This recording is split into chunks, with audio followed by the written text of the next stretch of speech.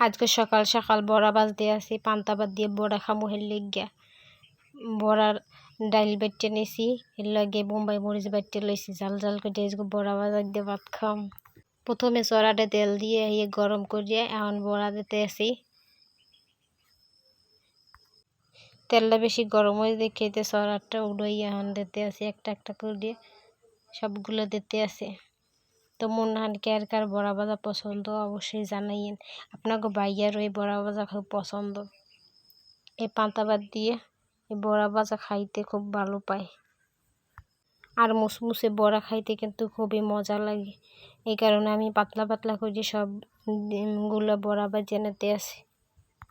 আপনারা যদি বড়া ভাজায় যদি মরিচ বেশি খাইতে চান হলে আপনারা বোম্বাই মরিচ দিতে পারেন, বাটে আমি বাটে দিছি বোম্বাই মরিচ, খুব ভালো লাগে। আর উল্টাই পাল্টাই বড়াগুলো ভাজা নিতে আসি। একটা কথা জানেন কি, জীবনে আর কিছুই করেন বা না করেন কেউ মনের মতো হইতে যাইয়েন না।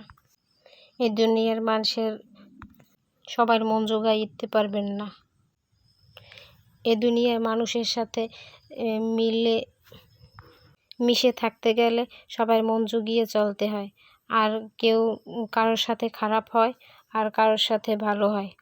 তাই যাই হোক, কথা বলতে বলতে এখন আমার বড়া ভাজা শেষ হয়ে যাইতেছে।